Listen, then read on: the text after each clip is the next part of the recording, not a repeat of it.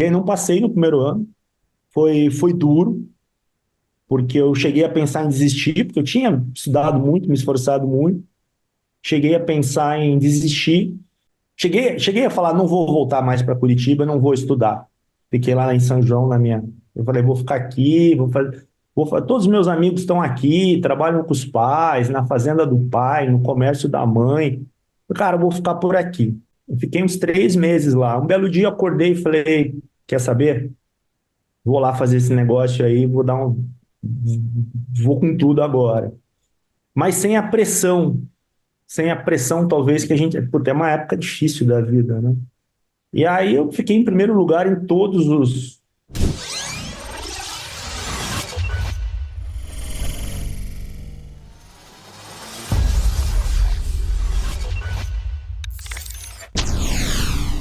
Fala, doutores! Eu sou Ricardo Valente, oftalmologista aqui do Rio de Janeiro, idealizador do canal Fala Doutores. Canal esse você já vem conhecendo, veio tentando trazer as celebridades aí do mundo da saúde para, de alguma forma, a gente tentar urbanizar esse mercado, sempre privando pelas cabeçadas deles, mesmo eles querendo só mostrar as vitórias deles. Mas eu fico aqui tentando puxar aqui para a gente crescer e a gente aprender junto. Hoje aí, uma super celebridade, doutor Emerson Gasparetto, médico neuroradiologista, mestrado, doutorado, ex-diretor-geral aí de hospitais de oncologia da ASA, vasta produção científica. Quando eu fui dar uma olhada, eu fiquei realmente surpreso. Pai de dois, noivo, super amante do kitesurf. Isso daí também me pegou desprevenido. Fala, doutor Emerson, tudo bem? Tudo bom, Ricardo? Super prazer estar aqui com você e parabéns por essa iniciativa. Eu acho que a gente apoiar a turma que está chegando na medicina, que tá montando a estratégia da sua carreira, a gente poder ajudar de alguma forma é sempre um super prazer. Parabéns pela iniciativa. Ah, obrigado. Agradeço aí imensamente o teu tempo. E vamos direto para isso, cara. Que história é essa de kitesurf, cara? Da onde que vem isso? Então, cara, eu não sou um cara muito ligado a esporte, assim, por falta de habilidade. Então, nunca fui muito do esporte. Mas eu mudei para o Rio em 2006 e final de 2006, início de 2007. E na época o kite tava meio na moda, né? Eu comecei a aprender ali na Barra, no Marcelo, ali no Posto 3, se não me engano. Sofri muito ali, quase morri várias vezes ali. E depois finalmente aprendi lá em Araruama. E o kite é um esporte que ele tem uma ligação com o flow muito forte, né? Quando você está velejando, você tem todos aqueles sinais de flow, né? E eu sou louco por isso, sobre o nível de aquele tempo que passa rápido e se você pensa em qualquer coisa, se você pensa no trabalho, você cai com uma chance razoável de morrer, né? Ou afogado, ou por uma linha, ou então é um esporte que exige ultra concentração e daí nasceu minha paixão, mas acabou que com o tempo minha paixão eu percebi que era não só o kite, mas Jericoacoara. Então, durante muito tempo, o meu material, apesar de eu morar no Rio, meu material de kite ficava em Jeri. Não, E não, não, não é uma paixão inexplicável, né, pô? Se apaixonar por Jericoacoara não é difícil, né? Jeri é espetacular.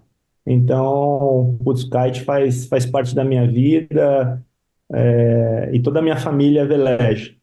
Até meu filho menorzinho já começou no esporte. Então, é um esporte que a gente faz junto. Então, isso é muito legal. E a paixão deles, dos meus dois filhos também, por Jericoacoara, também é muito grande. Eles vão desde bebezinho para lá. Então, é um esporte da família aqui. De certa forma, é um esporte democrático? Você falando aí das crianças, eu tenho um pouco de distanciamento do kite, nunca cheguei nem perto, nunca tentei. É muito difícil o início botar aquela pipa pro alto é viável ou precisa de muita resiliência?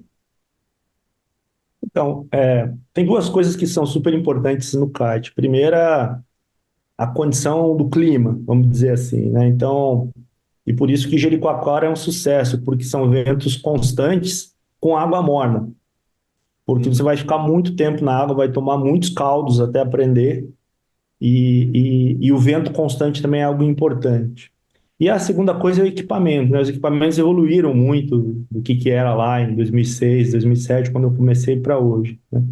E ao contrário do que se parece, não tem, as pessoas pensam, "Pô, tem muita força no braço, putz, aquela pipa deve levantar e levar você embora.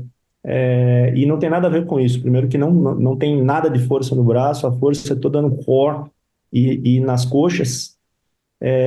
E existem mecanismos de segurança que se evita daquilo fazer uma força maior e te levar, né? E o cálculo do material que você usa, do tamanho da pipa que você usa, ele tem a ver com o teu peso, então não tem o risco de te levar. Então tem muito visão errada do esporte. E para aprender, eu acho, obviamente, como qualquer esporte, quanto mais velho, mais difícil. Eu levei um ano aí na Barra da Tijuca tentando aprender e não aprendia. Fui para Aruama, num dia aprendi. Meus filhos, os dois aprenderam em 2 horas de aula. Então, para a galera menorzinha, criança pega mais fácil. Não é um esporte difícil. O que acontece é que é igual bicicleta, sabe? Então, às vezes a pessoa faz uma aula, tá lá em Jeri, vou testar, vou fazer uma aula. Aí fica 6 meses sem fazer, aí não aprende mesmo. Mas se você pegar hoje num lugar bacana como Jeri, como Preá, ou outras cidades do Nordeste que tem evento bom, você vai lá tirar uma semana de férias e dedica 1 hora por dia, você sai de lá velejando. Então, não tem grandes dificuldades. E faz muita diferença ficar um ano sem velejar, depois velejar de novo, ou tem a bicicleta aí que você colocou como analogia, é que nem andar de bicicleta, uma vez que você anda, você pega rápido.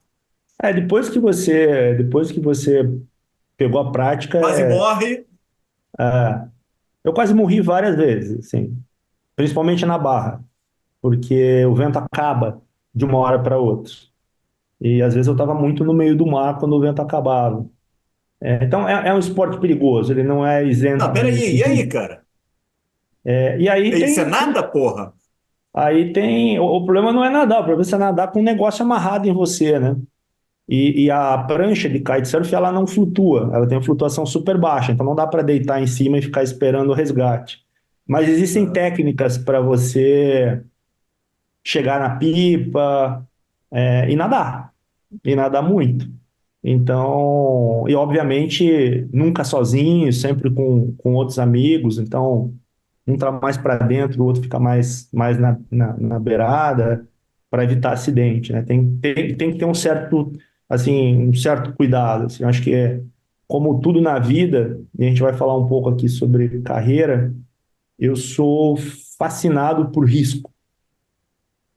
Mas os riscos que eu tomei quando eu fui aprender a fazer kite na barra, eu não deveria ter tomado e hoje eu já não tomo mais, estou mais cuidadoso. Mas eu, eu já velejei, eu já entrei na água em Jeri e saí em Atins, no Maranhão, algumas vezes, fazendo velejo pelo que a gente chama de kite trip, né?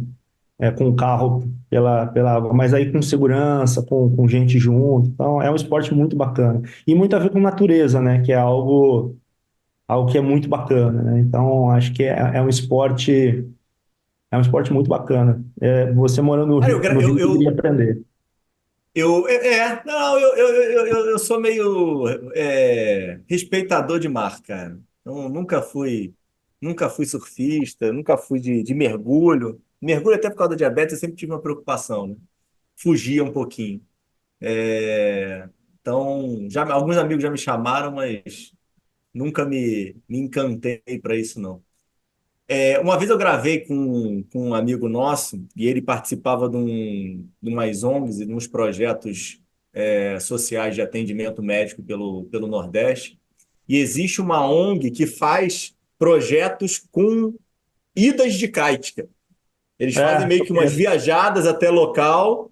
Muito É, bacana. Agora eu não vou me lembrar aqui o nome, mas mas bem interessante. Você estava falando aí dessas tuas experiências aí, dessas quase viagens, e eles faziam de uma forma bem interessante.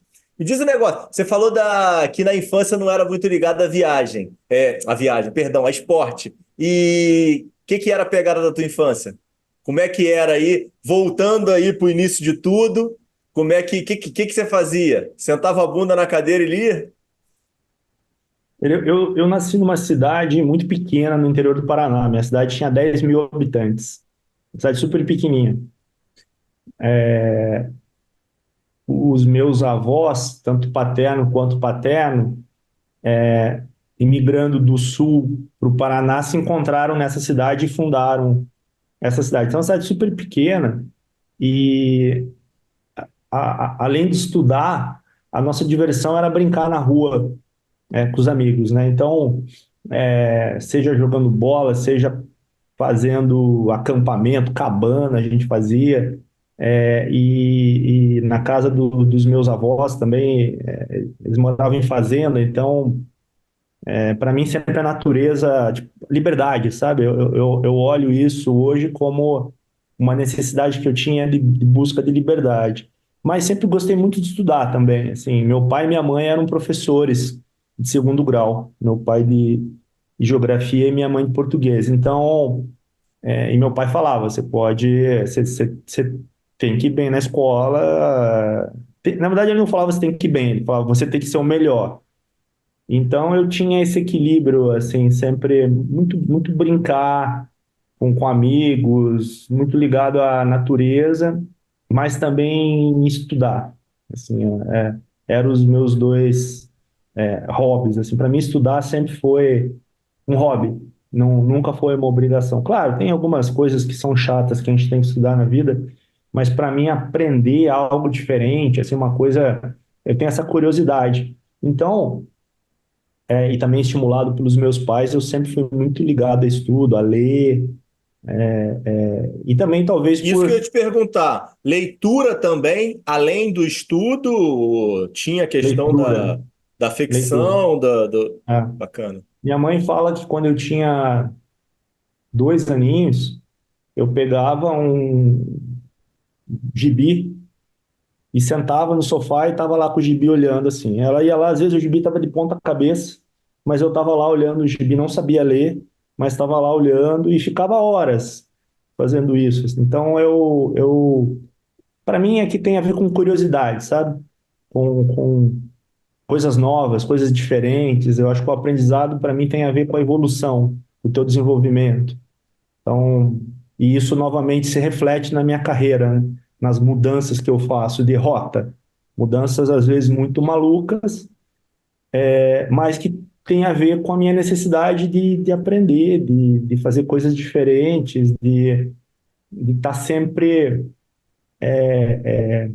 provocando a minha mente a se reinventar, assim, sabe? Eu gosto da sensação de não saber de alguma coisa e ter que aprender. Para mim, isso tem a ver com autodesenvolvimento, que é uma das minhas paixões.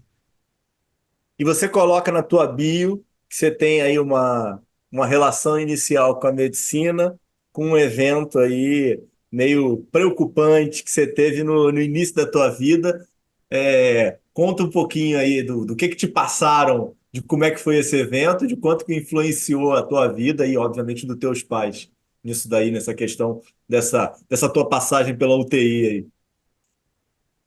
Eu nasci, meus pais eram muito jovens, né? Meu pai tinha 25 anos e minha mãe 19. Uhum. E eu acho que eu era o segundo neto, assim, da família. E logo depois que eu nasci super bem, segundo a minha mãe, e mais ou menos um mês depois eu comecei a ter muito vômito. Então, segundo a minha mãe, eu comia, aí começava a chorar de dor e vomitava, aí parava de chorar. Só que, imagina numa cidade do interior do Paraná, super pequena, os médicos olharam, e aí, obviamente, fui perdendo peso, né? Eu nasci com 3,8 kg, se não me engano, eu cheguei a pesar 1,2 kg. E aí foi desnutrindo, né? Até o momento que que, que, que a situação ficou muito grave e meus pais e o médico falou para meus pais que não teria mais como. Na época, a gente já tinha, eles já tinham me levado para uma cidade maior, lá em Pato Branco, lá na região interior do Paraná, com uma medicina bacana. E os caras falaram, putz, não vai dar. Desnutriu muito. Só que, segundo meu pai, ele falou assim, puta, não vou desistir. Pegou na época uma Brasília, me botou em cima de um travesseiro e dirigiu 6 horas até Curitiba, até o Hospital Pequeno Príncipe. E chegando lá, minha mãe comprou um livro chamado Meu Bebê. E ela foi ler esse livro. E quando ela chegou lá no Pequeno Príncipe, o doutor Sabaga, não sei se ele é vivo ainda, mas foi meu professor depois de cirurgia pediátrica. Ela pegou o livro e falou: Ah, meu filho acho que tem esse negócio aqui, ó, porque ele chora que ele tem fome, ele come, aí faz uma bolinha na barriga dele, essa bolinha começa a mexer, aí ele grita, grita, grita, aí ele vomita, ele melhora. Que era estenose hipertrófica do piloro, né? E foi dela, então, o diagnóstico. Só que na época eu não tinha condição cirúrgica, né? Quando eu cheguei. E aí eu fiquei um tempo em coma até recuperar a nutrição para poder fazer a cirurgia e sair dali. Eu não sei o quanto, né? Obviamente que eu não tenho consciência disso para saber o impacto disso, mas eu sempre tive essa relação, eu sempre achei bacana médico, assim, cuidar das pessoas, né? E, obviamente, numa cidade de 10 mil habitantes, o médico é o cara mais bacana da cidade. E eu tinha duas irmãs gêmeas, que eram as minhas melhores amigas, e o pai delas era médico. Então eu achava o máximo ir para casa dela, o pai dela conversava comigo, eu quando tinha 5, 6 anos, né? E eu achava o máximo o doutor Pedro Penso, fazendo, cara, médico, esse cara é o cara mais top que eu conheço, assim, o cara é muito inteligente, todo mundo que encontra ele vai lá abraçar ele, é um cara muito querido, porque ele salva a vida das pessoas, e, e eu acho que tem essa questão, talvez porque a medicina tem relação com cuidar das pessoas, né? Acho que tem outras profissões que tem também, mas o que me chamou a medicina foi e também por uma gratidão muito grande por terem salvo a minha vida, né? Porque eu ia morrer mesmo, né? Se eu não tratasse a estenose. Então, eu devo a minha vida à medicina, achei que seria legal retribuir, podendo cuidar também das pessoas, né? Esse sempre foi meu propósito. Pô, não, e como você falou, né? Você deve tua vida a teus pais pra caramba, né? Essa questão aí de não desistir, né? De buscar. Porque isso daí, semana passada eu tava num evento lá em São Paulo, né? Que a Kelly tava dando aula de experiência do paciente, né? É, e eu gravei com a Kelly uma vez também, né? E ela conta aquela história da mãe dela, né? Que teve um câncer de pulmão e a, a forma das notícias foram péssimas, né? Essa abordagem de que não tem jeito é complicada, né? Para um pai, para uma mãe, né? Num momento desse de desespero. E o pior de tudo, né? Não desiste e reverte, né? Ou É, seja, tinha jeito, né? tinha jeito, tinha jeito. Que bom, né? Pô, não, demais, cara. E, Essa história. Não, é porque e, pô, Fala. e você sabe que eu olho que tem uma outra coisa que tem a ver com isso. Eu, eu, eu, eu sou vidrado em risco. Não tenho medo. E isso tem a ver, porque eu sempre tive isso, assim, eu falei, putz, se Deus quisesse que eu não existisse, teria resolvido isso Uhum, quando eu nasci. uhum, Então, se eu não morri quando eu nasci, tinha tudo para ter morrido. Foi uma decisão do meu pai de falar assim, de me tirar do hospital, mas tirar um bebê praticamente morto do hospital, levar para um outro lugar. Então, se era para ter morrido, eu tinha morrido. Então eu posso tomar um pouco mais de risco aqui, porque eu acho que eu tenho anjos fortes aqui. Então, de verdade, isso me influencia em vários riscos que eu tomo, assim, sabe? Inclusive o kite. E como é que é teu momento aí de estudos? Você fica o tempo todo, faz o segundo grau todo e o primário lá nessa cidade pequena, antes de migrar para buscar a medicina? Eu, eu sempre tive comigo, né? Putz, eu sabia assim, putz, se eu quero ser médico, eu vou ter que sair daqui. Vou ter que voar, né? Ter que sair do ninho. E quando eu tinha 13 anos, assim, na oitava série, eu falei pro meu pai, e a gente ia muito a Curitiba, eu ia com meu pai.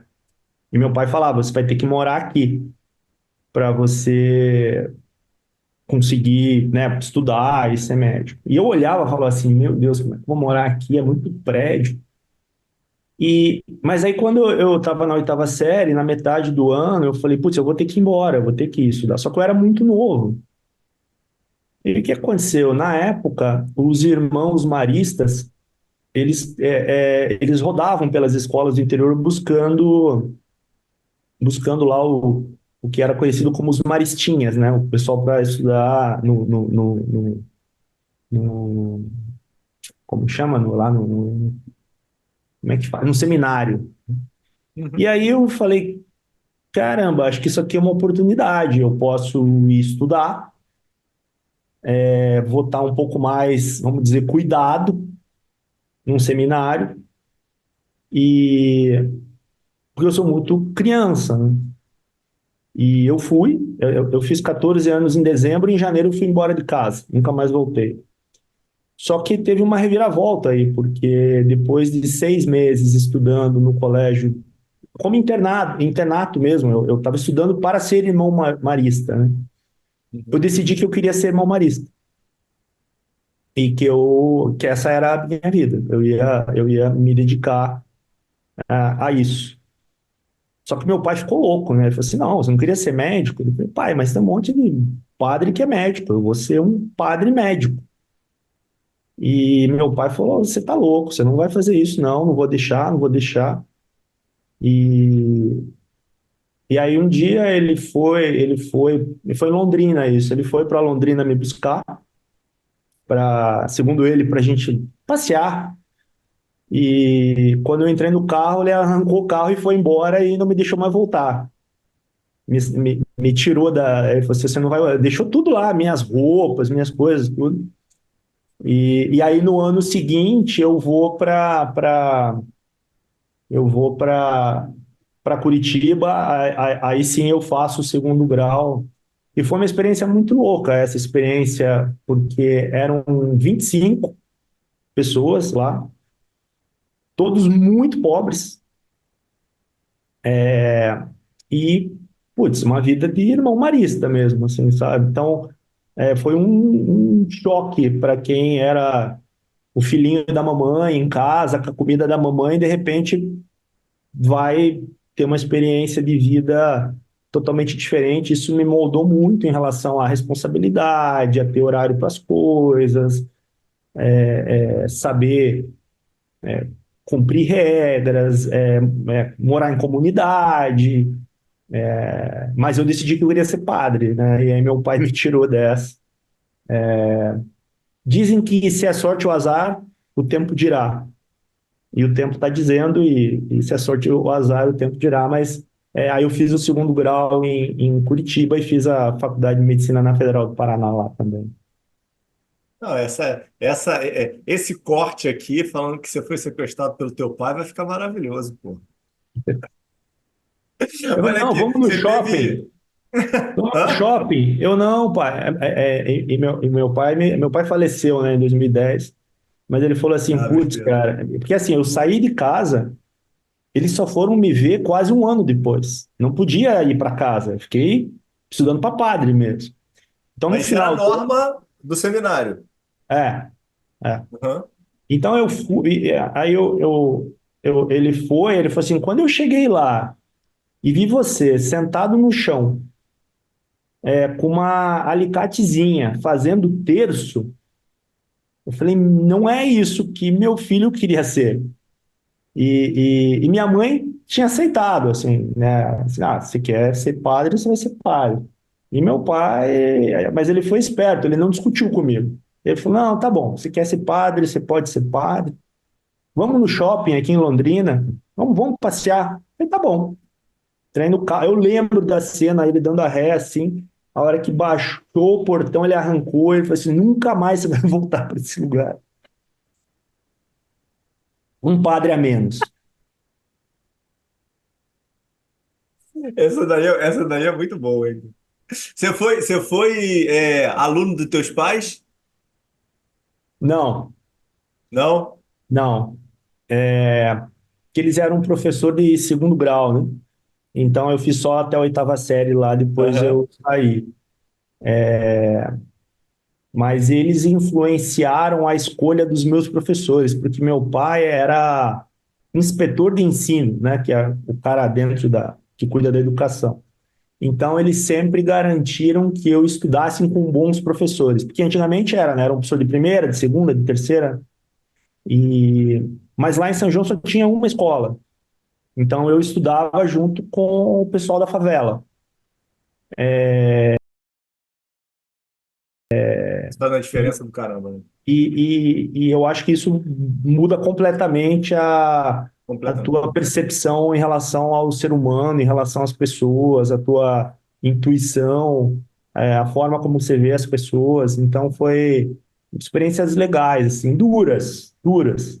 Essa saída de casa muito precoce foi duro, porque eu entendi que eu tinha que me virar e me virei, só que isso também me deixou muito frio e duro, né? Então, eu lembro depois, mais tarde, a minha mãe, porque você quase não liga pra gente e tal. Eu falei, mãe, se eu ficasse, ai, mamãe, me ajuda, eu não ia sobreviver nesse lugar que eu fui. Então, isso fez quem eu sou hoje, mas é a história, né? A nossa luz é a nossa sombra também, né?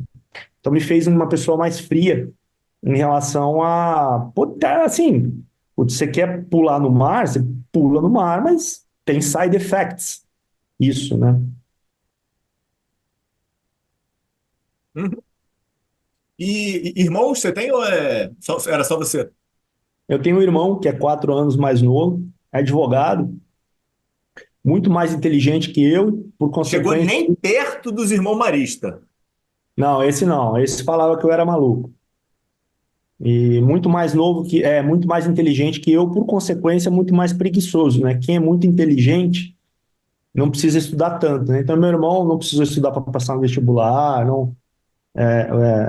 Agora, recentemente, ele fez concurso para cartório, passou entre os primeiros, ele é super inteligente, enquanto que eu sou o esforçado da família.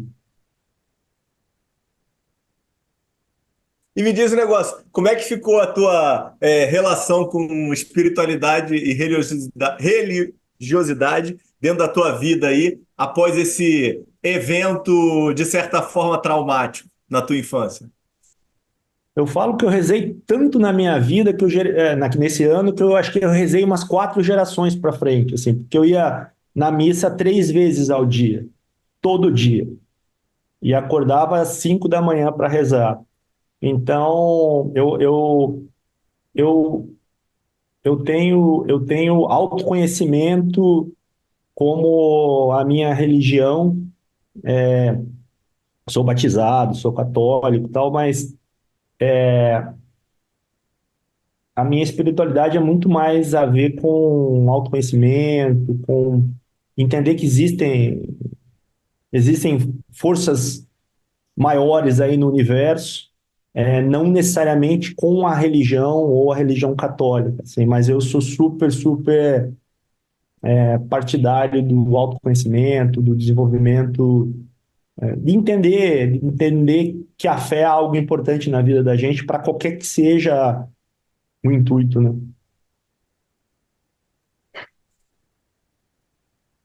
Pô, tem que deixar aqui um pedido de desculpa a você e público.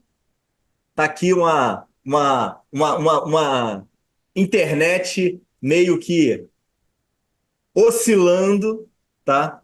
E eu tô aqui. É minha, cara. É minha. Não precisa nem olhar. Eu já te falo que é minha aqui. Eu tô aqui morrendo aqui com a oscilação. Tô tentando resolver isso já alguns dias.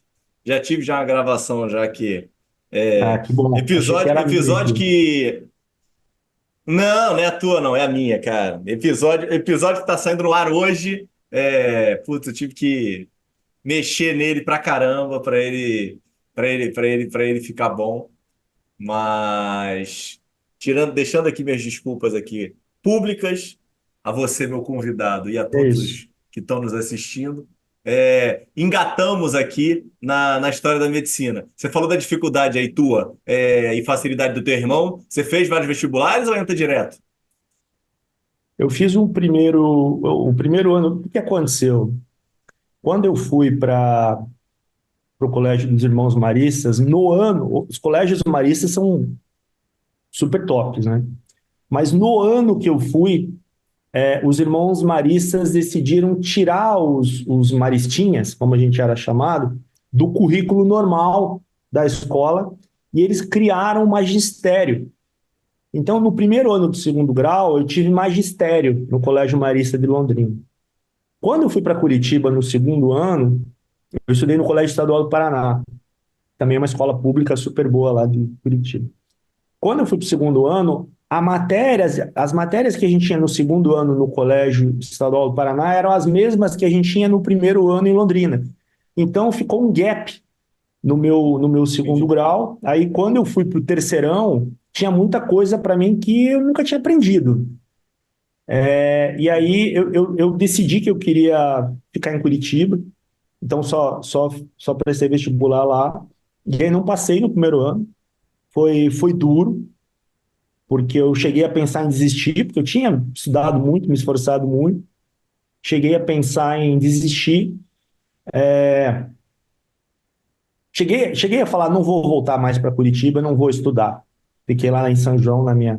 Eu falei, vou ficar aqui, todos os meus amigos estão aqui, trabalham com os pais, na fazenda do pai, no comércio da mãe.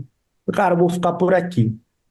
E, e fiquei uns 3 meses lá. Um belo dia eu acordei e falei, quer saber? Vou lá fazer esse negócio aí, vou com tudo agora. Mas sem a pressão talvez que a gente, porque é uma época difícil da vida, né? E aí eu fiquei em primeiro lugar em todos os. Eu falei assim, eu lembro que eu falei pro meu pai, eu falei, eu vou fazer, mas eu não vou estudar. Porque eu já estudei muito esse ano. Então ano que vem eu vou para a aula e vou fazer os simulados. E aí no primeiro simulado eu fiquei em primeiro lugar. Eu falei, pô, esse negócio de não estudar acho que dá certo. E obviamente era a questão da concentração, né, do pânico ali da prova e tal. Aí eu equilibrei estudando de uma forma mais tranquila. E aí passei em todos os vestibulares que fiz e a Federal do Paraná era um lugar que eu tinha como minha prioridade, né? E aí você fica lá os 6 anos lá em Curitiba, e em que momento que aparece aí a escolha da radiologia por lá? Foi por causa da disciplina em si? Foi por causa de exemplo de radiologista que te deu aula? Como é que foi aí que ela te pegou? Eu, uma coisa que para mim sempre fez muita diferença, a hora que eu entrei na faculdade, eram 176 alunos na Federal do Paraná na medicina. E era só tubarãozão, né? E Aham. eu sempre procurei ficar próximo dos caras que eu entendia que eram os melhores caras. Então, acho que isso me levou. Eu sempre fui muito competitivo. E a hora que eu ficava junto com os melhores, o meu sarrafo era esse. A gente sempre curtiu muito a faculdade, mas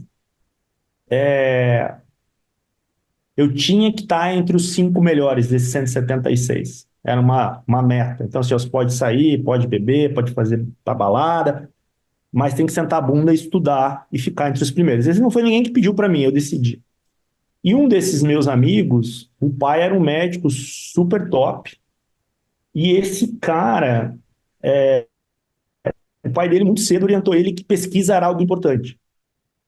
E aí esse cara começou como iniciação científica, na verdade, na anatomia patológica. E eu olhei aquilo lá, eu não sabia falar inglês no terceiro ano da faculdade. Não tinha escola de inglês na minha cidade. Eu tive que fazer espanhol no vestibular. E esse amigo meu começou a fazer pesquisa, e aí um dia eu falei, pô, me indica lá para o professor para eu fazer pesquisa também. Aí o cara me chamou, me entrevistou, me deu um resumo em inglês, falou, ó, traduz esse negócio aí, e você vai começar a fazer iniciação científica comigo. Me forcei a aprender inglês, os livros começaram a acabar em português, né? No terceiro ano já começa os livros só em inglês. E aí eu comecei a aprofundar, a estudar muito anatomia patológica. Eu comecei, esse professor que era meu orientador, ele estava no processo de concorrer para professor titular. Então ele publicava muito. Quando eu fui fazer prova de residência com 50 artigos publicados já. Que isso? E eu gostava muito de neuro. Então eu falei, ou eu vou fazer neurologia, ou neurocirurgia, ou neuropatologia, que esse cara era neuropatologista. Só que eu olhava, falava assim, cara, pô, neuropatologista, o salário é muito baixo, né? Putz, eu não tenho minha vida ganha, eu preciso ganhar grana. Então, putz, neuropatologia começou a ficar complicado. Neuroclínica, eu comecei a descobrir que, apesar de eu ter uma paixão por cuidar de pessoas, aquela rotina da interação com o paciente, para mim, ela não tinha o ritmo que eu queria para minha vida. Era um ritmo mais pá, pá, pá, pá. Então, neurocirurgia tinha mais a ver comigo. E aí eu comecei a olhar para a neurocirurgia e comecei a me interessar, pô, neurocirurgiãos, né, sempre procurando estar entre os melhores e tal. Só que aí um Sim, dia sim, sim. um professor, um neurocirurgião amigo meu, o professor falou, Hermes, uma coisa que você tem que saber na neurocirurgia que é o seguinte, você vai ganhar muita grana, você vai, putz, é uma profissão sensacional, mas quem vai aproveitar a vida e todo o valor que você vai gerar como neurocirurgião é sua mulher, seus filhos e talvez os amantes dela, porque a tua vida vai ser um inferno. E eu sempre tive isso, assim, meu pai e minha mãe sempre trabalharam muito, minha mãe fez faculdade depois de casada, e eu queria ter uma vida mais equilibrada. Eu falei, cara, vida de cirurgião, esses caras não têm vida equilibrada. E aí um dia conversando com esse neuropatologista, ele falou, por que você não olha para a imagem, para a neuroimagem? Só que a disciplina de radiologia era super fraca na Federal do Paraná. Não era um departamento, era uma disciplina. E então eu comecei a acompanhar e falei, cara, é por aí, porque tem tecnologia, que é uma coisa que eu acho legal. A gente acaba sendo, como radiologista, médico dos médicos, né? Então a gente consulta os nossos colegas. Cérebro é uma coisa que a gente não sabe nada, então, putz, é um negócio realmente assim intrigante, curioso. E dá para ter vida. O que eu pensava assim, eu posso 6 horas da tarde desligar o negatoscópio, desligar o computador, ir para casa e curtir minha família. E por isso eu fui para a radiologia. Teve muito a ver com qualidade de vida, ter uma vida equilibrada, que eu acho que é super importante. Tem a ver com tecnologia e tem a ver com escala. Eu queria fazer uma medicina de maior escala. E aí que veio a radiologia.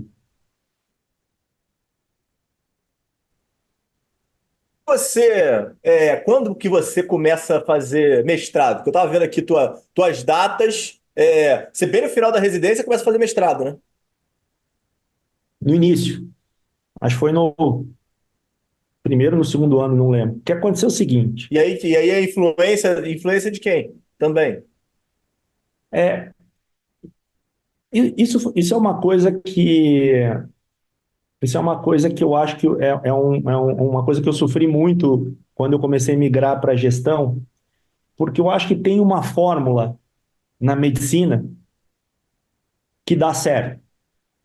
A fórmula é: você faz, para quem quer ter carreira acadêmica, né? Eu tinha uma visão assim, tipo, em Curitiba, os caras mais top, os médicos mais top, eram os professores titulares das respectivas cadeiras. Então, isso valeria para Uhum. cirurgia do digestivo, para neuro, para oftalmo, para tudo. E tem uma fórmula aí, que é: você faz uma boa faculdade, você faz uma boa residência, você tem um número razoável de publicações, você faz um mestrado, um doutorado, um pós-doc, um fellowship fora do Brasil, num lugar renomado daquilo lá. Essa formulinha vai te colocar no mercado bem colocado. Uhum. E eu estava seguindo essa forma. Só que acontece, da mesma forma, a Federal do Paraná, a Faculdade de Medicina, né, E da isso foi Federal uma, do foi uma Paraná, sacada tua, Emerson. não sei, eu olhava e Você falei, meu, os caras top percebeu esse padrão. têm essa carreira, né? Eles têm Mas ninguém chegou para você e te deu essa jornada. Nenhum Não, professor teu falou, Emerson, faz isso, faz isso, faz isso, que vai dar certo. não. Tá. E eu acho que um pouco por ansiedade por... Eu sou muito, assim, quando eu decido alguma coisa, assim, se olhar, eu não estudei em escolas top, eu não tive uma formação desde criança educacionalmente top, mas eu sou muito determinado. Se eu decidir que eu quero alguma coisa, eu vou conseguir aquilo lá. Não tenta, eu falo assim, não tenta competir comigo se eu decidir que eu vou fazer alguma coisa. E eu falei, cara, eu preciso fazer esse mestrado, esse doutorado. Só que, novamente, com essa visão de equilíbrio de vida, eu começava a ver alguns professores casados, com filho, fazendo mestrado, fazendo doutorado. Eu olhava assim, cara, esse cara devia estar com a família dele, o cara trabalha o dia inteiro e à noite vai fazer mestrado, doutorado. Eu vou fazer esse negócio logo, porque depois que eu tiver família, eu quero me dedicar à minha família, não ficar fazendo doutorado à noite com um filho pequeno em casa. E aí, eu procurei fazer, na época, um mestrado lá na Federal do Paraná, mas a Federal do Paraná não aceitava residente no mestrado, nem no doutorado. Obrigatoriamente, você tinha que acabar a residência. Por quê? Porque eles queriam usar essa mão de obra para botar o cara para trabalhar no ambulatório. Então, não era interessante ter um residente fazendo a pós-graduação. Isso é totalmente errado. Acho que Sim, até faz todo mudou. sentido. E aí, eu estava na residência publicando muito, publicando muito. Os meus professores, eles não eram caras de radiologia, né? Eles não eram caras cientificamente, assim, vamos chamar de publicadores, mas eram caras com muito conhecimento e muita visão de Uhum. medicina. Então, se lembrar, a Federal do Paraná, o Hospital de Clínicas da Federal do Paraná é um dos maiores centros de transplante de medula óssea do Brasil. E eu tinha um professor que todo paciente transplantado de medula óssea que vinha fazer uma tomografia por alguma doença pulmonar, ele fazia uma cópia daquela tomografia e guardava. Então, a gente tinha muito material coletado. E aí eu comecei a publicar esses materiais, casuísticas super bacanas. E aí, o professor Edson Marchiori, que é titular lá da UF e também professor do Fundão, ele foi para o Paraná dar uma aula, a convite do meu professor lá, que era o Dante Squissato. E aí eu fui olhar esse Edson Marchiori e falei, cara, esse cara é professor da Federal do Rio de Janeiro, que tem mestrado e doutorado, e lá não tem esse negócio de ter que acabar a residência, né, tal. Aí o Edson veio e eu já sabia que eu queria neuro, né? Eu tinha dois caras muito tops na residência. Um era o Dr. Arnolfo, que era neuroradiologista, era em quem eu me inspirava, e o outro, que era o Dante, que era de radiologia torácica, que também eu me inspirava muito nesses dois caras. Aí o Marchiori veio dar uma aula, eu comecei a mostrar para ele o material que a gente tinha e as publicações que a gente já estava fazendo. E eu falei, cara, eu vou conseguir arrancar desse cara ele me deixar fazer mestrado e doutorado. E aí ele veio lá, mostrei os materiais e tal. Ele falou, eu falei, aí eu pedi para ele, né? Eu falei, será que eu poderia fazer mestrado? Aí ele falou assim, sim, com uma condição. Você tem que publicar pelo menos um artigo no mestrado, dois no doutorado e tem que ser em tórax. Aí eu fiquei meio frustrado, fui falar com o Arnolfo, que era meu mentor. Falei, porra, Arnolfo. E o Arnolfo falou, Emerson, você é neuroradiologista, mas você ainda é radiologista, então não tem problema você, putz, mas não vai ficar feio no meu currículo eu publicar em tórax. Ele, Emerson, é o melhor material que tem aqui, porque tomografia de alta resolução é o estado da arte em tórax. Em neuro, na época, não tinha ressonância no hospital escola, então a gente não tinha estado da arte para publicar. E aí ele falou, cara, você vai publicar um artigo em tórax no mestrado, dois no doutorado, são 3 publicações, você já tem um monte aí, importante você ter esses títulos que vão te abrir portas. E essa história com o Edson acabou ficando muito longa, e eu publiquei 15 artigos no mestrado e 30 no doutorado. Eu fiz o mestrado em 6 meses e o doutorado em um ano. Então, eu acabei o doutorado antes de acabar a residência. Era para publicar 3, essa era a meta, pô. É. Mas eu fui pegando gosto pela coisa, né? E aí eu acabei fazendo mestrado e doutorado no Fundão, né? Na Federal do Rio de Janeiro. Oh, mas peraí, ele era UF ou FRJ? Os dois. Ele era titular da UF, mas era professor da pós-graduação da UFRJ também. Ah, entendi.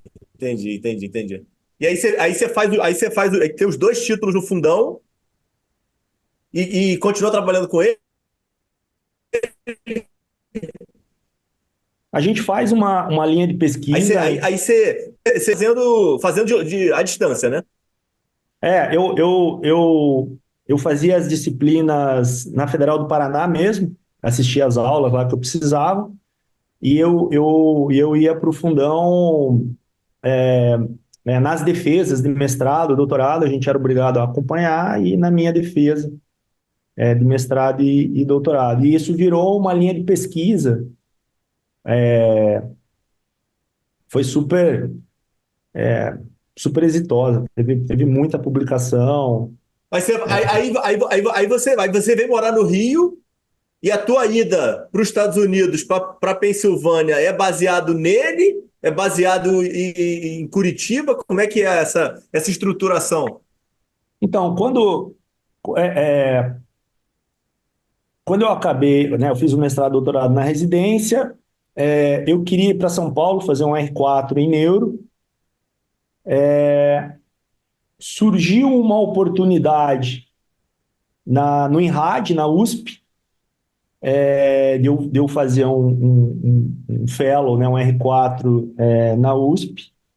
Eu fui, isso foi 2005. Só que o que acontece? No meio de 2005, abre uma vaga, um concurso para professor na Federal do Rio de Janeiro. Eu não queria, assim, eu tinha medo do Rio, né? Eu era do interior. Eu queria ser professor da Federal do Paraná. Só que a Federal do Paraná, como radiologia era uma disciplina dentro do departamento de clínica, que era um departamento gigantesco, as vagas de professor que abriam não ficavam na radiologia, iam para outras Uhum. disciplinas. Aí, de repente, abre uma vaga de professor na Federal do Rio de Janeiro, no departamento de radiologia. E aí, na época, o Edson Marchiori falou, Emerson, faça o concurso. Eu falei, pô, Edson, primeiro que eu acabei a residência agora, eu vou fazer um concurso, né? Na época, os caras que estavam no concurso, todos eram professores, só que não do fundão, era ou da UF, ou da UERJ, ou da Unirio, e todos estavam fazendo o concurso. E Foi tipo na metade do ano, se não me engano. E aí eu passei no concurso.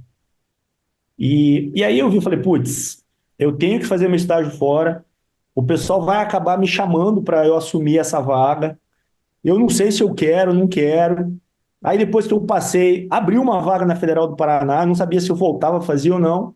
E aí eu decidi ficar um tempo fora. E aí que eu fui para Filadélfia fazer um pós-doc com o Nick Bryan, na época, que era o presidente do RSNA, da Sociedade Americana de Radiologia, e era o titular da UPenn. E aí eu fiquei esse ano lá com ele. Na época estava surgindo essas técnicas avançadas de ressonância. Então, tensor de difusão, principalmente, ressonância funcional, e que eu achava que eram coisas que iam ajudar a gente a entender melhor o cérebro. E aí eu fui lá, só que aí depois que eu estava lá quase um ano, aí a federal, aí tem aquele negócio que ela te chama, fala, agora você tem que assumir. E aí eu voltei. E isso daí não tem filho, nem namorada, nem esposa. Isso daí você tá sozinho no mundo, os projetos são todos individuais e crescimento profissional. Não tinha até esse momento em que que eu saio, que eu vou para os Estados Unidos. Então eu comecei a namorar em 2006 com a mãe do Léo e da Valen, com a Thaís. E depois eu volto, a gente continuava namorando. Só que aí, nesse período, eu conheço o Romeu Domingues, que na época era o fundador da CDPI no Rio. Sim. O Romeu foi tentar contratar o Edson Marchiori para fazer pesquisa nas clínicas dele. E o Marchiori não quis. Falou, não, eu não quero trabalhar com isso, mas tem um menino que é muito bom em pesquisa, que está Cara, a fora, vida é demais, cara. que inclusive passou num concurso para professor aqui e não sabe se vem ou não vem, porque ele vai passar fome, né? Só com, né? Como é que eu vou morar no Rio, só com salário de professor, né? E aí eu conheço o Romeu. Só que aí eu volto dos Estados Unidos, eu tive que assumir a vaga no fundão, só que eu não sabia se eu queria ir para o Rio. E eu tinha lugar garantido em Curitiba para trabalhar, em lugar bom. E nessa época, a proposta financeira do Rio não era tão boa, era melhor que eu tinha em Curitiba. E a minha ex-esposa estava no último ano da faculdade estudando para fazer residência. Então eu falei, cara, a minha vida está muito confusa. Eu não sei se a minha vida vai ser em Curitiba, se a minha vida vai ser no Rio, eu não sei onde é que vai ser, né? E, e aí teve um pouco de deixa a vida me levar, assim, sabe? Aí eu falei pro Mas Romeu, aí, né? mas peraí, uma coisa que eu não entendi. Tua ex-esposa, ela era do Rio, estava fazendo no Rio ou ela era de Curitiba? Curitiba. Curitiba, Tá. fazendo faculdade de Curitiba. Mas aí o que que acontece? Eu fiz uma negociação, essa é uma outra característica minha, assim, eu sempre tentei abrir o máximo de portas e não fechar nenhuma, para ter opção de escolha. Então, o que que eu negociei? Lá em Curitiba, eu comecei a trabalhar no DAP, lá, que era a melhor clínica lá em Curitiba. E lá em Curitiba, nessa clínica, a maioria dos médicos eram professores da Federal do Paraná. Então, a gente tinha um dia de folga por semana no trabalho para poder ir para a universidade. O que que eu negociei? Eu negociei trabalhar todo sábado e todo domingo e ter 2 dias de folga. Aí no Rio, o que que eu negociei? Na época o Romeu falou, Emerson, a gente tem que se conhecer melhor. Eu falei, Romeu, financeiramente não, é muito melhor Curitiba do que o Rio para mim, as propostas que eu tenho. Ele falou, Emerson, mas a gente não se conhece ainda, vamos se conhecer e tal. Eu falei, não, você não me conhece, eu também não te conheço. Então, eu vou fazer o seguinte, eu vou trabalhar de graça para você. Porque aí você vai me conhecer, eu vou te conhecer. E o que que eu fiz? Eu fiquei 6 meses, eu assumi a vaga no fundão, só que eu fiquei fazendo ponte aérea Curitiba-Rio. Então, nesses 2 dias de folga que eu tinha lá em Curitiba, eu voava para o fundão, para o Galeão, ficava na universidade. À noite, eu ia para o CDPI, lá na Barra, fazia a sessão com os residentes, dava alguns laudos, no outro dia fundão e voltava. E enquanto isso, a Thaisa estudava para Pô, residência. essa conta era apertada pra caramba, hein, Emerson? Eu gastava 100% do meu salário como professor em passagem aérea. E teve uma Eu encrenca imaginei. ainda, isso foi em 2007, 2006. Em 2006 teve um negócio que muita gente não lembra, que foi o famoso caos aéreo. Então eu acordava às 4 da manhã para ir para o aeroporto, que é lá em São José dos Pinhais, lá em Curitiba, e às vezes o voo saía às 11 da manhã. Foi chamado caos aéreo. Foram 6 meses muito duros. Mas o que aconteceu? No final desses 6 meses, o Romeu chegou e falou: vamos embora. Vamos, gostei de você, você gostou de mim, vamos fechar.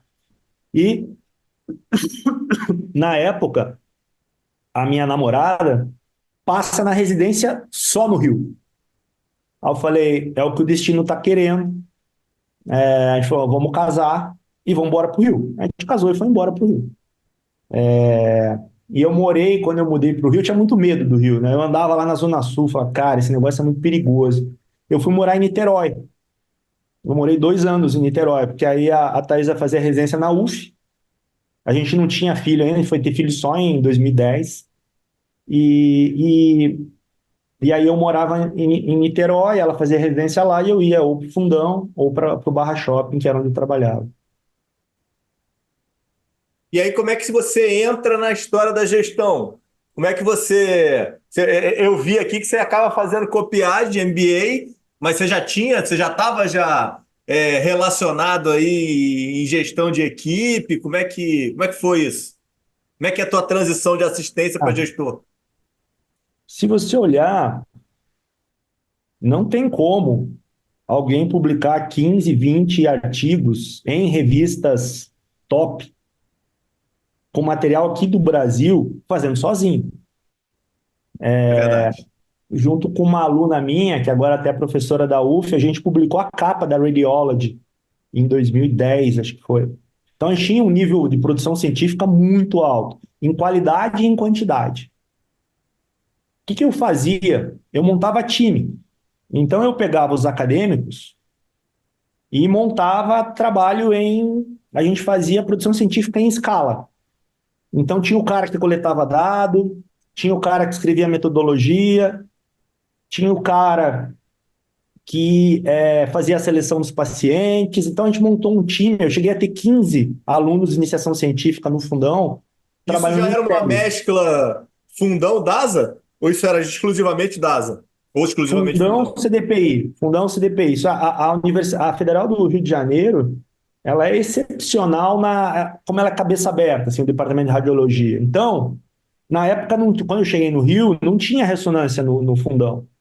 Aí o Romeu dava, em 2007, no Rio, eu já tinha uma ressonância de 3 Tesla no CDPI. Acho que foi a primeira ou segunda do Brasil.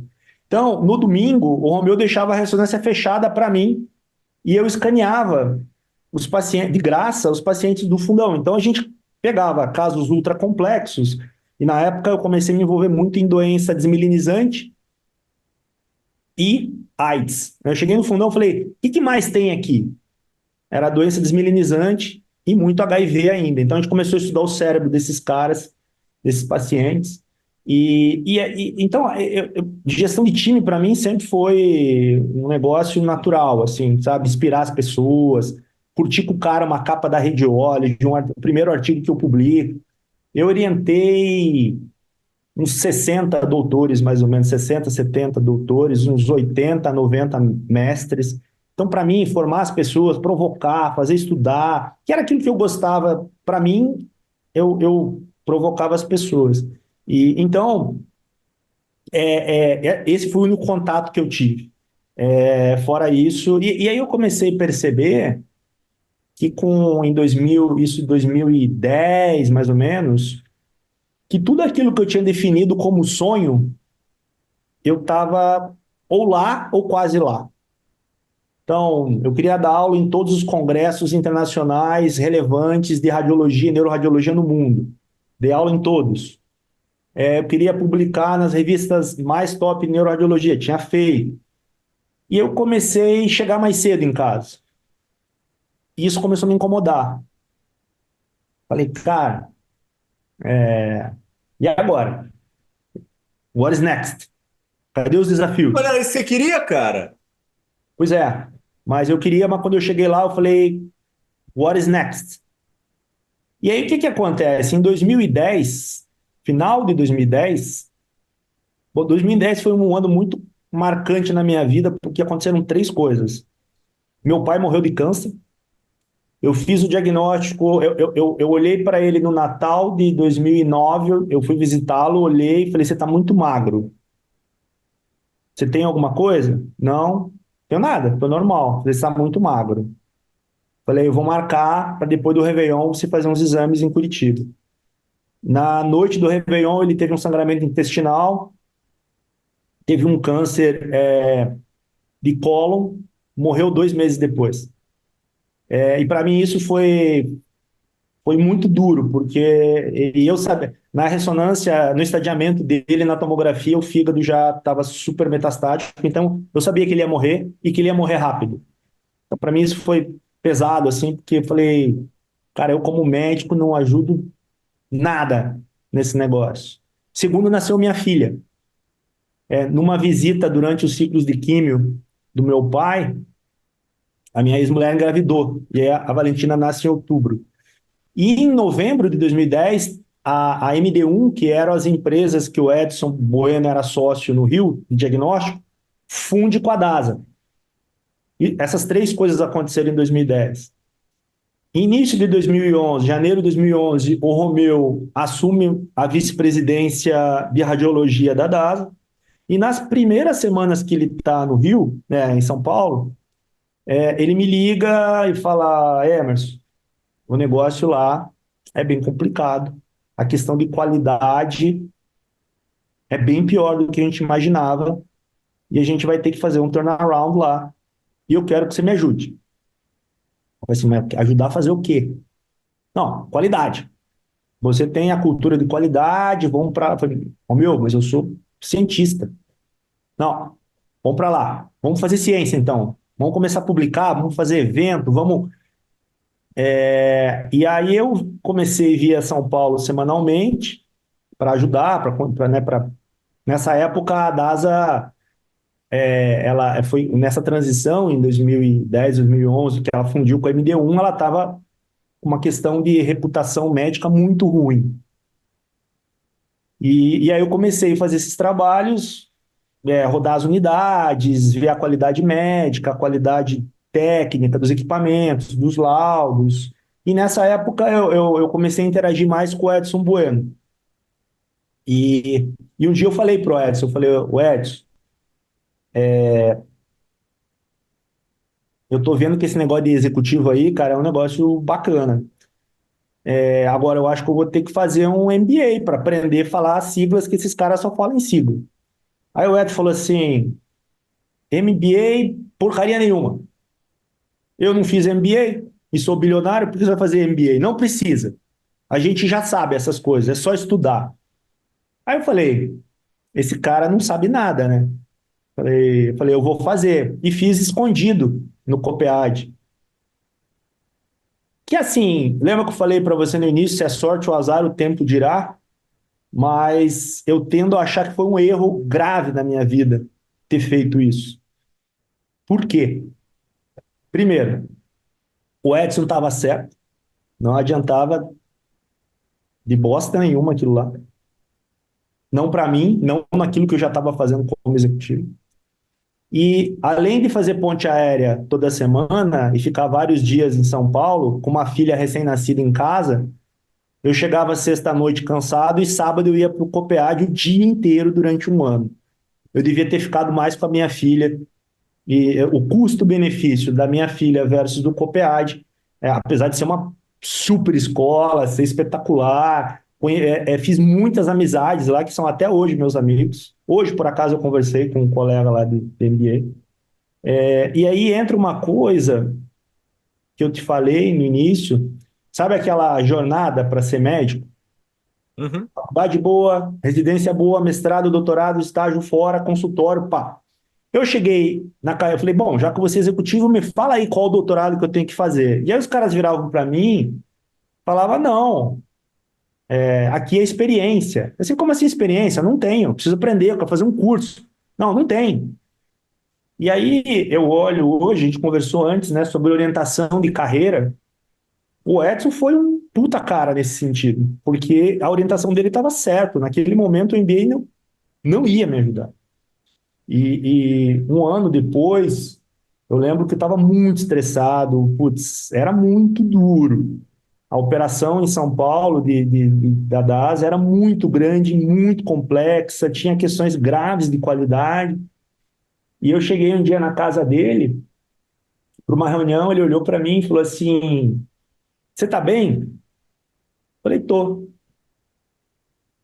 Tá bem mesmo? Eu falei: Tô. Mas eu não tô achando que você tá bem. Aí eu dei uma puta estourada com ele, assim. Eu falei: Porra, como é que eu vou estar bem? Tava lá no Rio, trabalhando com a nata da medicina, os melhores equipamentos que existem no mundo de radiologia. Pô, fazendo pesquisa, fazendo coisa bacana, medicina top.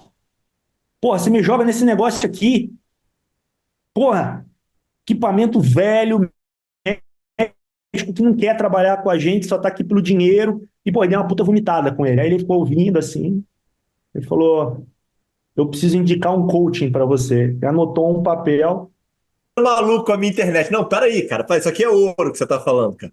Você vai pra casa dele, que bloqueou na hora que você falou. Você vai pra casa dele, fala poucas e boas pra ele, que ele te botou numa roubada danada. E aí, qual é o feedback? Então, ele vira, ouve eu falar, fala assim: Você tá precisando de ajuda. Eu vou indicar um coaching para você. E me indicou um cara chamado Paul Dinsmore, que faleceu, acho que ano passado, que tinha sido coaching dele. E a primeira coisa que o Paul me ensinou foi gestão de tempo. Porque a gente, como médico, não é bom de gestão de tempo. E parte da vida Verdade. executiva é você saber gerir teu tempo. E a gente não sabe isso como no DNA de médico, né? Então, eu olho, primeiro, né, a carreira executiva, ela não tem um mapinha assim, ó, faz essas quatro coisas que vão dar certo. Tem coisas que você não pode fazer porque não vão adiantar, mas não existe essa orientação. Então, eu vejo muito médico com muito potencial de ser super executivo. Parte do desafio que a saúde está hoje é ou pela falta de conhecimento em gestão dos médicos, ou pela falta de executivos médicos que tenham o equilíbrio da gestão e do cuidado às pessoas, e não só a gestão sem o cuidado das pessoas. Mas não tem uma fórmula, e eu tenho medo de pular nesse negócio. Putz, eu estou indo bem aqui no meu consultório, vou me arriscar a ser executivo. E outra coisa, eu estou no topo da minha carreira aqui, estou indo bem, estudei 6 anos de faculdade, 4 de residência, afinal, agora eu vou lá virar trainee de executivo? Eu não vale a pena. Então, eu acho que é um gap que a gente tem aí de orientação de carreira mesmo, sabe? Para ajudar esses médicos que com certeza podem ser excelentes executivos ou gestores dos seus próprios negócios, né? E para mim o Edson que deu esse ping, assim, né? Hoje eu queria fazer MBA, porque, cara, minha cabeça de acadêmico, né? Vou fazer MBA. Ele fala: Não, MBA não adianta, você vai fazer um coaching. Eu falei: Cara, claro que não, eu vou fazer o MBA. O MBA não teve grandes impactos na minha vida, o coaching mudou completamente a minha vida. Obviamente, ele ficou sabendo que você fez o MBA. Ficou e falou: Você está jogando fora seu tempo e seu dinheiro. Eu falei: Tá bom.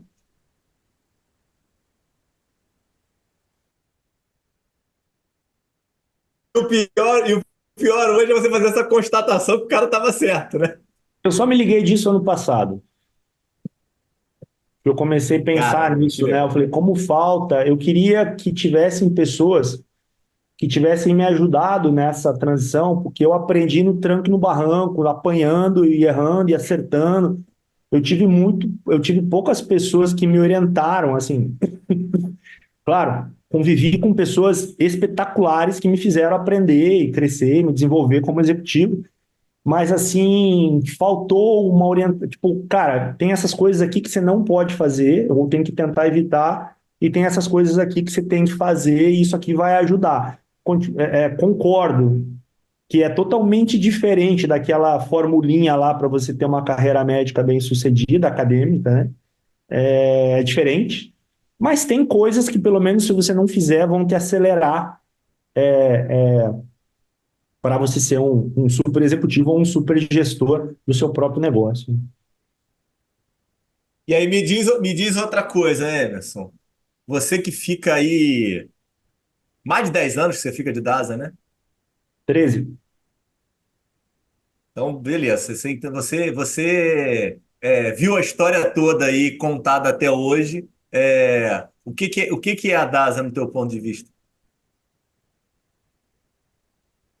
A DASA, ela é várias empresas ao mesmo tempo.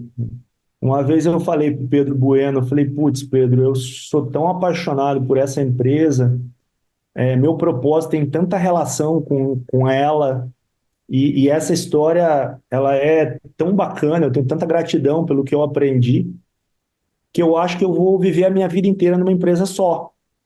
E, putz, isso é meio frustrante para mim. Putz, meus filhos vão falar, ah, papai trabalhou a vida inteira num lugar só. E aí o Pedro virou para mim e falou, Emerson, mas teve algum ano que a DASA foi igual ao ano anterior? E não teve, né?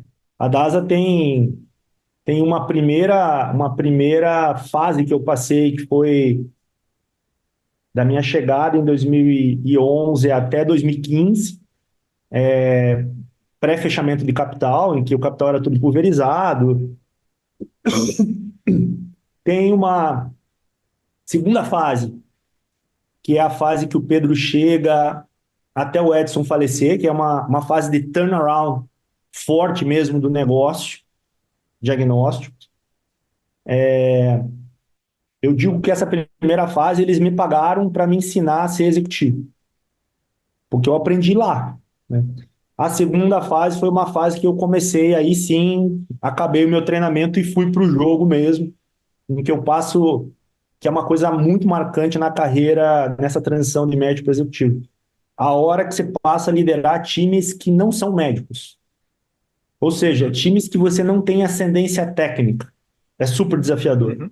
Porque médico respeita médico, né? E isso tem relação com hierarquia de conhecimento também. O fato de eu ter uma carreira acadêmica exitosa me ajudava na liderança dos times médicos. De repente, eu vou liderar marketing. De repente, eu vou liderar produção de exames e análises clínicas, que são fábricas que não tem dois, três médicos. O resto são profissionais não médicos. E depois dessa fase de turnaround, tem uma fase ali de mais ou menos 2019 até agora, que é uma fase que a empresa deixa de ser uma empresa de medicina diagnóstica e se propõe a fazer um ecossistema de saúde olhando o todo. E aí traz os hospitais para dentro, traz outras empresas, faz outros investimentos fora do core business de diagnóstico e de hospitais. Então, ela é uma empresa de pessoas que sonham em realmente fazer algo diferente pela saúde, fazer uma transformação. Mas, obviamente, que isso é super desafiador, pegar uma empresa gigante como essa. A gente fundiu em 2020, final de 2020, não, final de 2019, a DASA Diagnóstico com a Ímpar, uma empresa de 25 mil pessoas que faz medicina diagnóstica com uma empresa de 15 mil pessoas que faz hospitais como business, e ainda compramos 10 hospitais, ou seja, duas empresas de 25 mil pessoas juntas, sem contar coordenação de cuidado, genética, outras empresas que estavam ao redor. Então, a DASA, se olhar, ela passa por grandes transformações. Ela foi o primeiro IPO da saúde do Brasil, em 2004. Uhum. É uma empresa que se transforma e se provoca a estar sempre se transformando, a sempre fazendo diferente e principalmente fazer a medicina correta.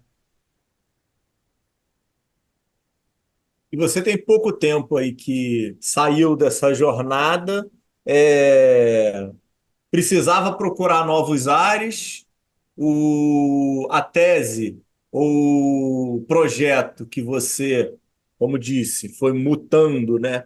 Foi aí sofrendo grandes transformações. Chegou num momento em que você não se encaixava mais com a tese ou com os objetivos da empresa. Como é que foi esse teu momento aí de decisão, de cisão e procurar novos ares?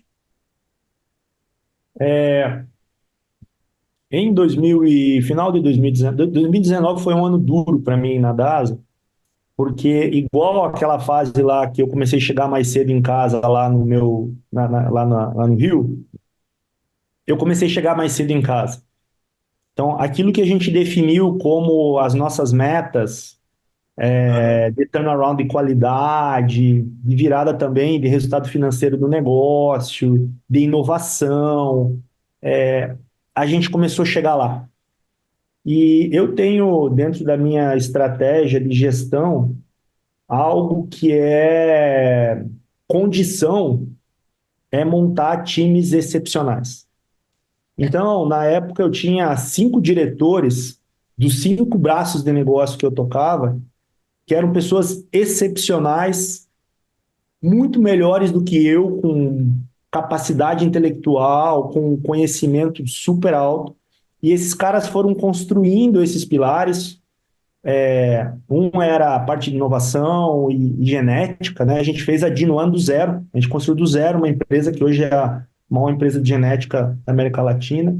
A gente tinha a área médica de radiologia, que era o Vedolin. A gente tinha o marketing, né? Que a DASA, putz, saiu de uma empresa mal vista para uma empresa com uma super reputação em mercado. Isso tem muito a ver com comunicação.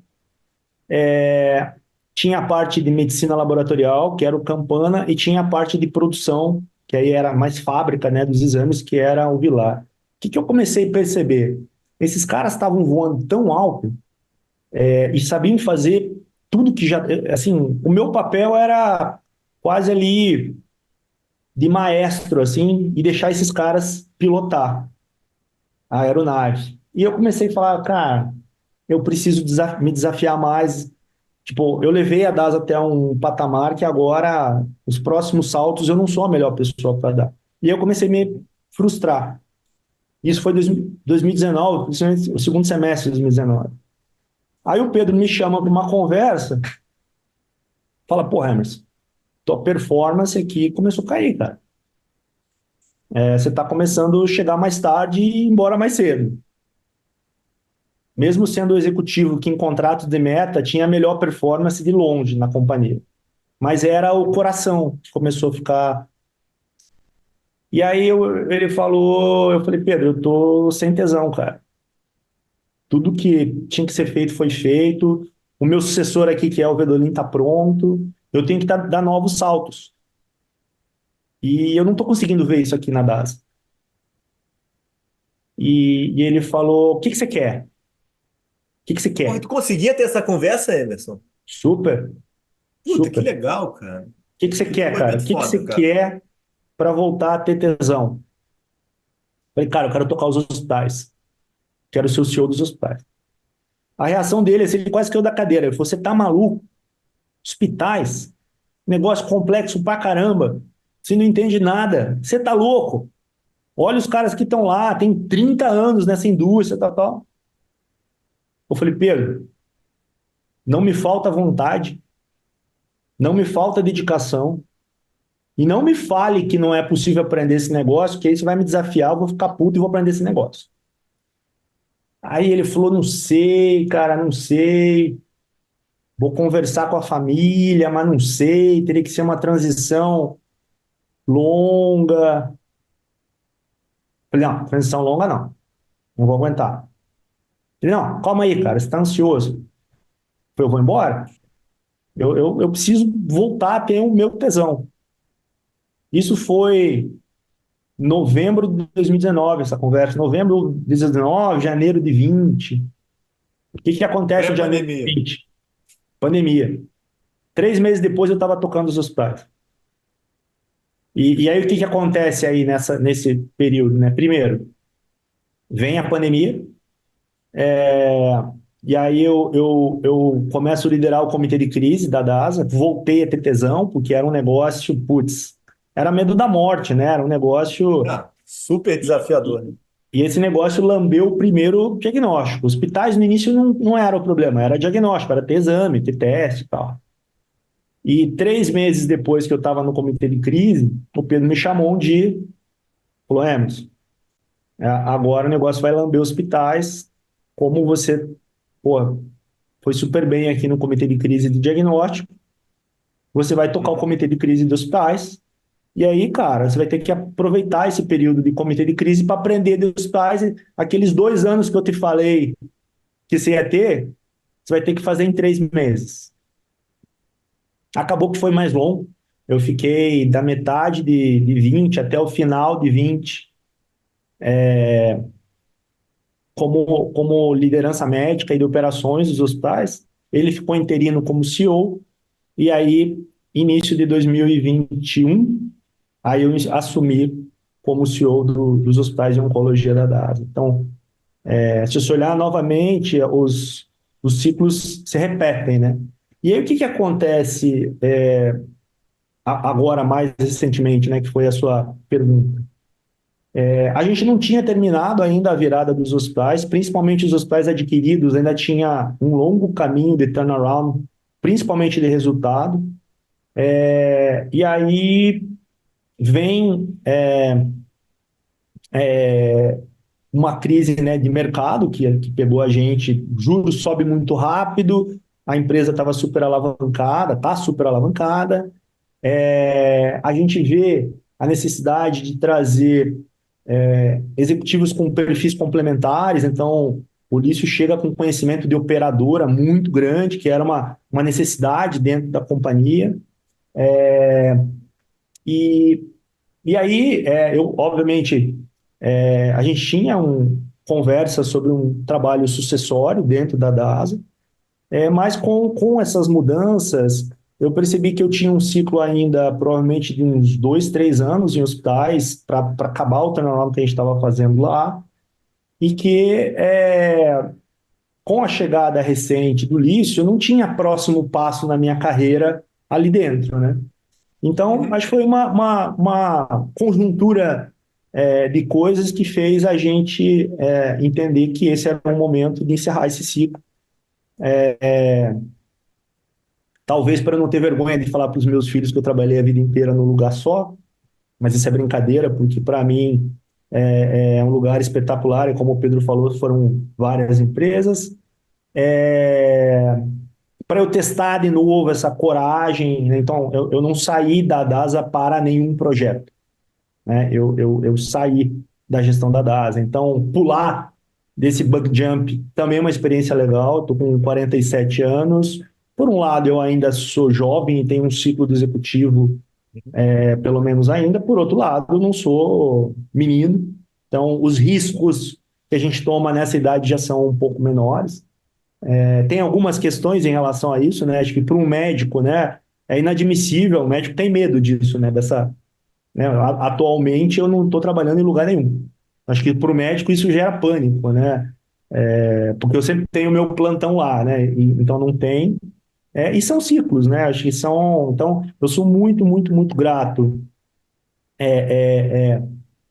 a essa escola que foi a DASA, que me ensinou tanto e que me proporcionou me desenvolver tanto como executivo e como ser humano, mais do que executivo, sabe? Eu acho que essa questão e principalmente no ciclo com a chegada do Pedro, que é um cara incrível e também super voltado ao autoconhecimento, a desenvolvimento pessoal, me permitiu me olhar melhor, a entender que muitas das coisas que eu queria fazer era por necessidade de competir, porque meu pai falava que eu tinha que ser o melhor. Então, olhar mais para propósito, olhar mais o que está por trás disso, rever essa jornada, onde é que estavam os momentos de realmente de flow na minha vida, né? Onde é que está o meu propósito? Então, a gente chegou à conclusão que eu precisava, em respeito à minha carreira, dar novos saltos e pulei e estou me divertindo nessa nova fase. Tá. Tem que voltar uma pergunta só que eu não te fiz, passou aqui, e eu falo para todo mundo isso. Quando eu gravei com o Chapka, ele falou que criar equipe, como você falou, de alta performance, precisa hoje, no ponto de vista dele, basicamente da diversidade.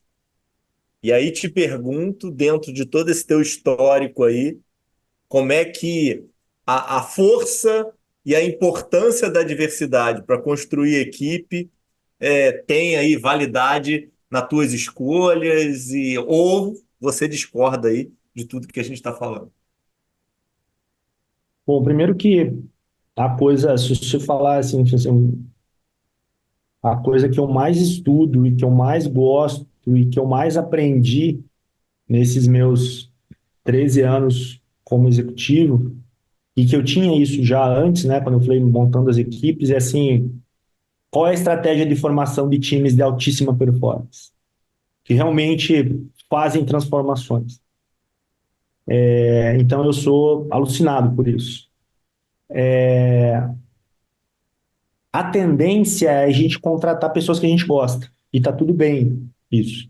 Se você contratar alguém que você não gosta no seu time, você não vai conseguir interagir com a pessoa, não vai conseguir ter fit, não vai ter performance. Qual que é o perigo disso? Você se cercar de pessoas iguais a você. Então, para mim, a diversidade ela não tem a ver com sexo, raça, cor. Ela tem a ver com diversidade de pensamento, de ideias. Que muitas vezes, para você ter diversidade de ideia, você tem que ter, no caso eu que sou homem, ter uma mulher, ter uma pessoa homoafetiva, ter uma pessoa preta no seu time. Isso tem a ver, mas a diversidade está aqui, porque essas pessoas têm pensamentos complementares. Você montar times iguais a você é muito arriscado, muito arriscado. A chance de dar errado é muito grande. Por quê? Porque provavelmente vocês cometem os mesmos erros e não tem ninguém que vai levantar a mão e vai falar isso aqui vai dar errado. Porque todo mundo concorda que isso aqui vai dar certo. E não tem um pensamento assimétrico ali para provocar isso. Então, eu acho isso essencial nesses estudos de características intrínsecas de ser humano. Tem um que chama Clift, que eu fiz. O meu número um é individualização. E o que é individualização? Você conseguir entender o perfil de cada pessoa. Eu tive, por exemplo, no meu time, o Paulo Chap e o Luiz Sérgio Santana, que são pessoas praticamente opostas, que têm ideias praticamente opostas, e eu trabalhava com os dois. E imagine que não é simples, são caras sêniors, super, experientes, e um achava que tinha que ir para a direita, às vezes, e o outro achava que tinha que ir para a esquerda. E aí? E era super importante isso, porque a hora que a gente via, por que que tem que ir para a direita? Ah, por causa disso, disso, disso. Uhum. Mas e se eu for para a esquerda? Ah, vai dar ruim aqui, aqui, aqui, aqui. Ah, tá. Aí fazia a mesma coisa com o outro. E aí via, bom, eu vou para a direita, mas eu vou seguir todas as recomendações do cara que falou que é para a esquerda, aonde que vai dar ruim indo para a direita, para eu evitar que dê esse problema na ida para a direita. Então, cara, a diversidade ela é muito importante. E a outra coisa, eu tive que montar um time para os nossos 15 hospitais em um período muito curto.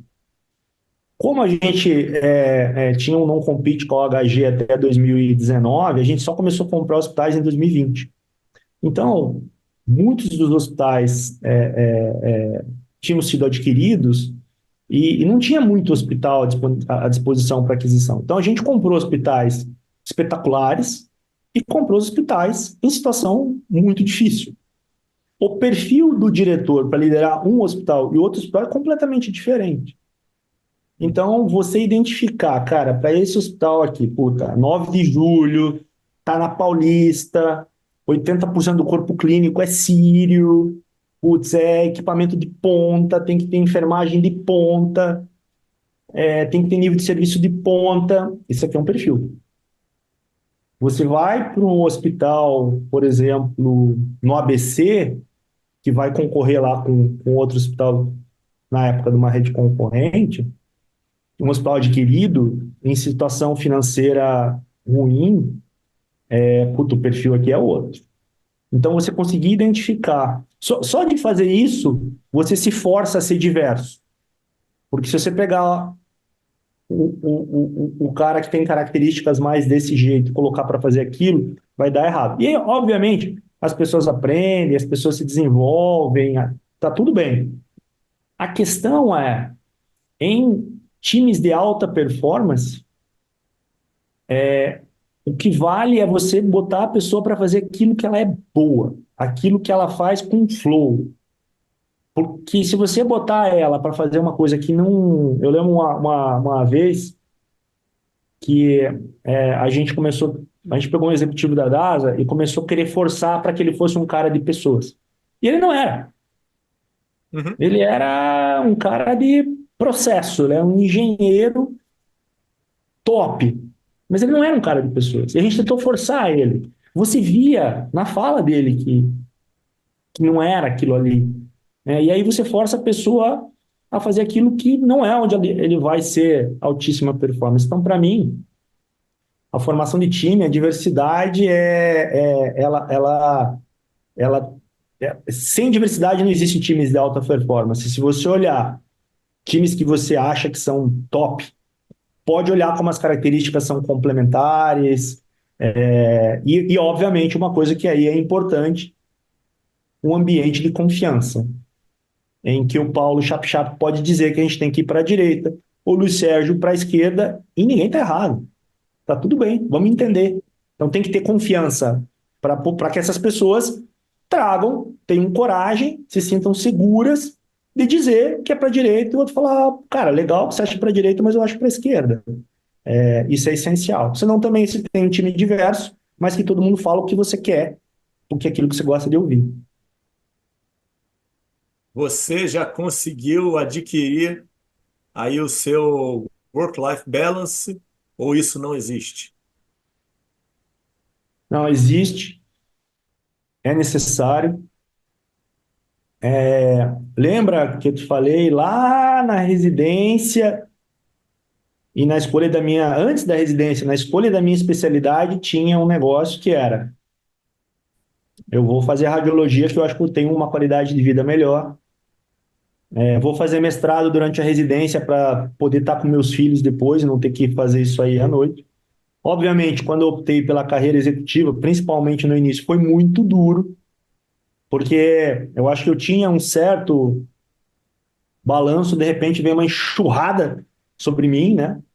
E até que eu consegui me equilibrar e voltar. Mas para mim isso é super importante. Depois de 5 anos em ponte aérea, em 2015 eu trouxe a minha família para São Paulo. Até a pandemia levava eles para a escola todo dia. Agora divorciado, e no meu novo relacionamento, procuro equilibrar as coisas. Então, eu tendo, desde lá de 2010, quando entrei na DASA, eu evito ao máximo levar trabalho para casa. É claro que com WhatsApp, celular, isso se torna, você acaba fazendo, mas, tipo assim, eu não levo assim, putz, hoje à noite eu vou ter que ficar preparando aqui essa reunião para amanhã. Eu não faço isso. Eu tento estar onde eu estou, com a cabeça lá. Então, nas quartas-feiras à tarde, vou acompanhar meu filho no futebol, no final da tarde. Às segundas, eu vou na aula de música com ele. Minha filha faz hipismo, também vou acompanhar as provas com ela. Desde que eu. Porque eu fiz durante um período da minha vida, eu era executivo e médico também, né? Mas eu procurava não trabalhar sábado e domingo, depois que eu tive meus filhos. À noite, eu nunca trabalhei. Nunca dei plantão depois que eu casei, né? Então, eu acho que isso não é que isso é importante, que isso existe, isso é essencial. O que não existe, para mim, é vida pessoal, vida profissional. Não existe isso. Isso é uma coisa só, porque você é uma pessoa só. E se você olhar, se você é uma pessoa íntegra, o seu comportamento nos momentos que você está trabalhando são exatamente iguais aos seus comportamentos quando você está com a tua família. Deveria ser, porque você é o mesmo ser humano. Então, Ah, eu sou um cara mais secão quando eu estou com os meus pacientes. Não é você. Então, acho isso essencial. O que fica, né, foi muito bacana.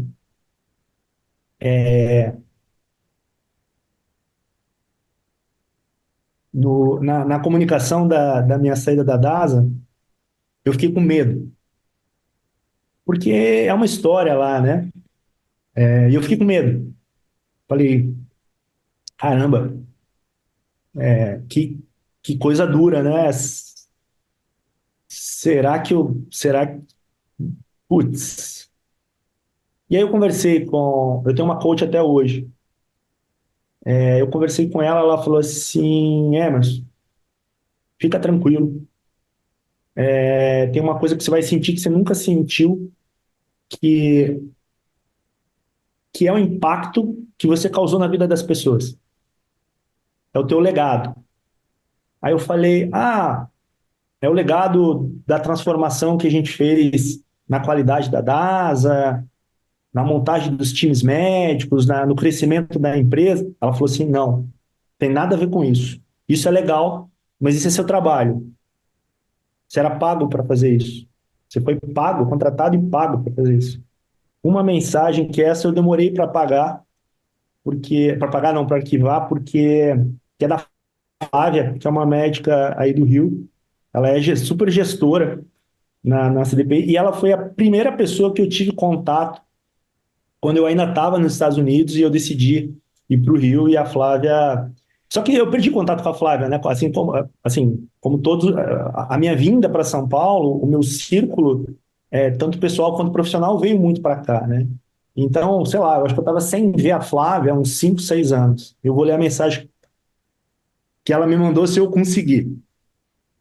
Ela falou assim: Emerson, fiquei sabendo que você fechou um ciclo, mas certamente ainda voará por muitos horizontes que te trarão imensas satisfações pessoais e profissionais. Você é uma pessoa diferenciada e merece estar feliz e satisfeito com o seu trabalho. Você é uma inspiração valiosa para as outras pessoas, e esse é o seu grande dom. Sua relação interpessoal é única, associada à sua eficiência e competência profissional, consegue liderar de forma brilhante todos ao seu redor. Não perca seu brilho. Tenho imensa admiração, orgulho e gratidão por você, que foi muito importante na minha trajetória e certamente de muitos outros médicos. Às vezes, portas se fecham para que outras que não enxergamos estejam livres no nosso caminho. Siga livre a sua intuição e o seu brilho, que são únicos. Grata para sempre. Isso não tem preço, Ricardo. Isso não tem preço, porque tem aí, eu não sei qual que é o guru aí de liderança inspiracional que fala que as pessoas não vão se lembrar do que você falou ou do que você fez para elas, mas elas vão se lembrar da forma com que você fez elas se sentirem, para o bem e para o mal. Então, fazer as transformações nos negócios é o teu trabalho. A forma como que você faz isso que, para mim, deixa os legados.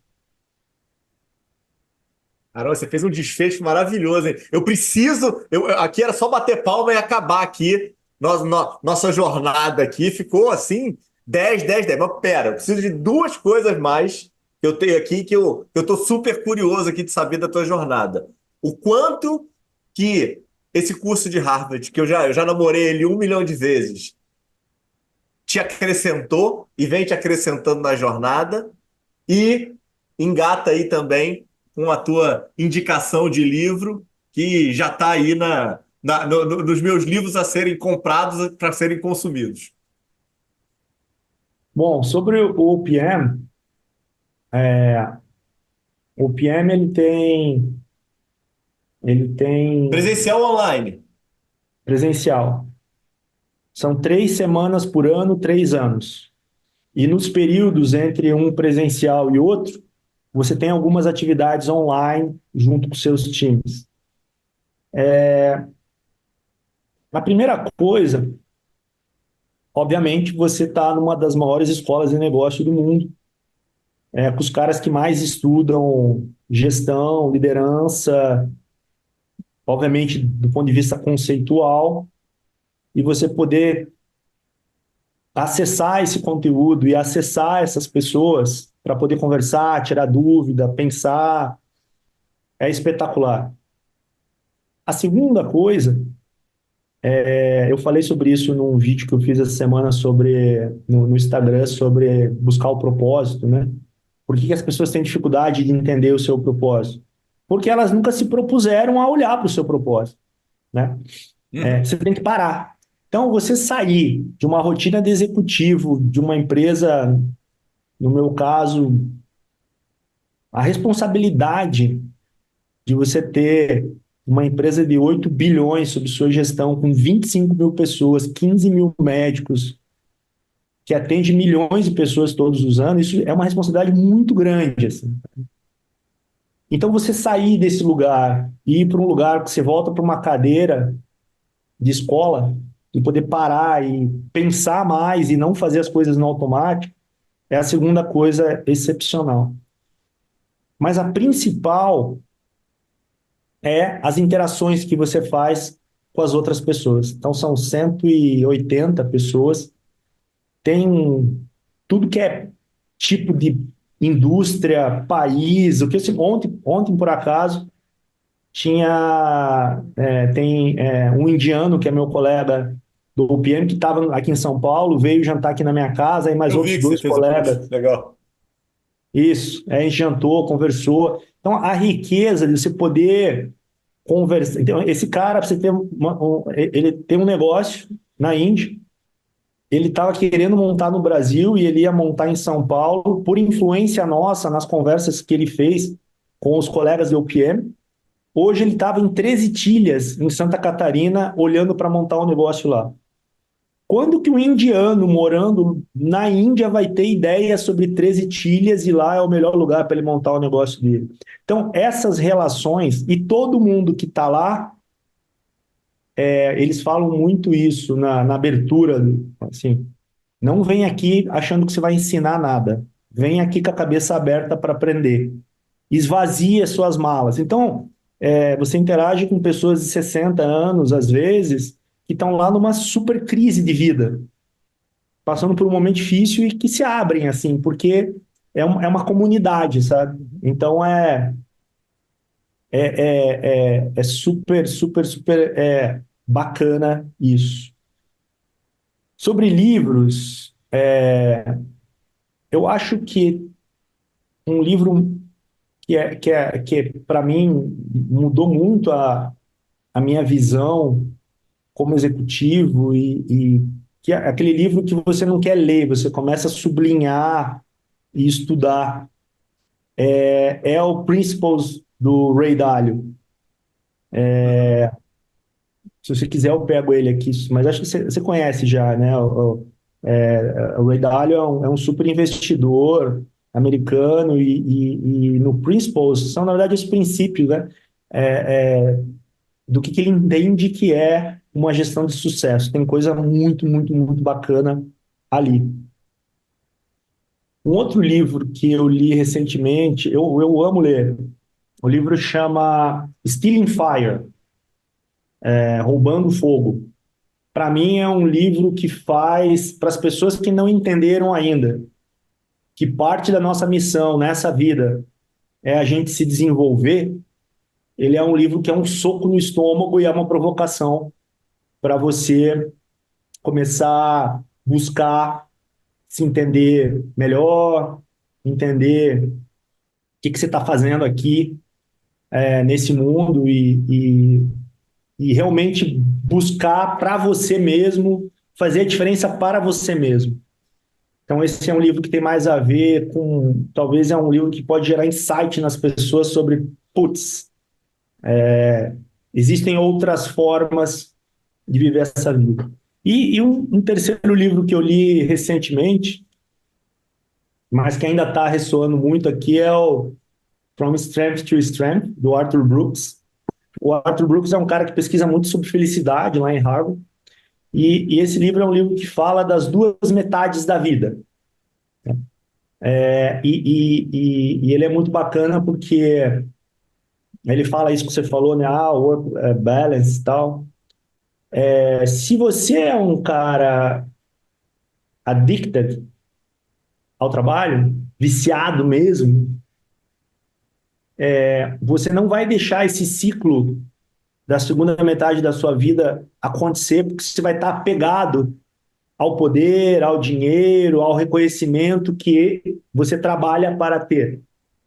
E nessa segunda metade da vida, você tem outras belezas de uma inteligência. Ele separa dois tipos de inteligência: a inteligência fluida e a inteligência cristalizada, que é a segunda fase da vida. Se você olhar os caras que fizeram as maiores transformações é, é, é, na humanidade, eles fizeram ao redor de 20 a 30 anos. As grandes descobertas, tal. Uhum. Aqueles que conseguiram entender que na segunda fase da vida eles não iam fazer grandes descobertas, mas eles iam talvez mentorar pessoas que iam fazer grandes descobertas, foram pessoas muito felizes até a morte. Aqueles que ficaram tentando buscar outras descobertas, já sem os skills necessários, porque o nosso cérebro envelhece, foram pessoas muito tristes e muito frustradas e morreram infelizes. Ele dá o exemplo, por exemplo, do Charles Darwin, que foi um cara que teve isso.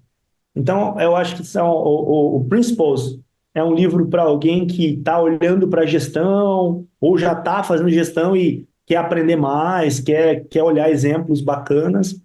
O Stealing Fire, acho que serve para qualquer fase da vida, dependendo do perfil da pessoa, mas para provocar você putz, deixa eu abrir aqui, ver quem eu sou.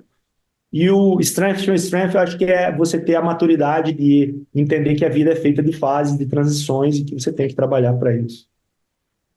Eu sempre pergunto para vocês o planejamento estratégico para os próximos 5 anos, mas eu acho aí que com essas suas leituras, o teu planejamento estratégico ele já está dito, hein? Já está feito aí para você. Sua jornada agora está começando, seu foguete decolando num outro universo em que você vai brilhar mais uma vez, mais ainda, hein, Emerson? Obrigado, Ricardo. Eu acho que e é de cada pessoa. A gente tem que se respeitar. Foi muito bacana. Se você olhar o que a gente conversou aqui, as coisas que aconteceram lá na infância, elas se repetem durante a sua vida. E são os seus Sim, padrões, é quem você é. E é o seu propósito. O meu é cuidar da saúde das pessoas. É o meu propósito. A forma de eu fazer isso é me desafiando, buscando forma diferente, ajudando os outros. Então, você se respeitar e ser quem você é. Tem gente que fala sobre vulnerabilidade em relação a isso, né? A falar, cara, isso aqui eu não sei fazer, esse lugar não é para mim, esse lugar é para mim. Ter coragem de fazer isso, porque dá medo. Como te falei, eu fiquei com medo e fico com medo. Quando eu fiz a migração da carreira para os hospitais, teve um momento que eu falei, Pedro, não sei se eu vou conseguir sair do outro lado. Então faz parte do jogo. Doutor Emerson, parabéns. Muitíssimo obrigado. Jornada é de tirar o chapéu, espetacular. E ela está só começando. Sua jovialidade aí permite isso. Obrigado aí pela participação, obrigado por ter compartilhado, obrigado pelo teu tempo. Onde é que o pessoal te acha aí no digital? E sempre à disposição para trazer excelentes conteúdos como o teu aí para a nossa comunidade. Obrigado, Ricardo. Parabéns pela sua iniciativa. Como a gente falou, né? Eu acho que os profissionais da saúde como um todo, eles têm que olhar para a saúde de uma forma diferente daquela que a gente é treinada para. A gente é treinado num modelo muito técnico, que é importante, mas a saúde é algo mais complexo do que isso, e uma visão mais holística desse mercado que a gente está, mesmo eu no meu papel de médico, cirurgião, de clínico, de radiologista, mas eu só dou meus laudos aqui. Não, uma visão mais ampla do mercado vai ser cada vez mais cobrada da gente, e você trazer essas conversas, acho que provoca as pessoas a olharem para isso. Então, isso é super bacana. Eu, é engraçado porque eu já vinha olhando para isso, então eu tenho um LinkedIn que eu uso há muito tempo, mais profissionalmente, é, e eu era péssimo de Instagram, agora eu comecei a trabalhar um pouco mais com o Instagram, exatamente com essa visão, assim, poder compartilhar com as pessoas coisas legais que a gente fez e deu certo, coisas que não deram certo, que também são muito importantes, porque trazem muito aprendizado.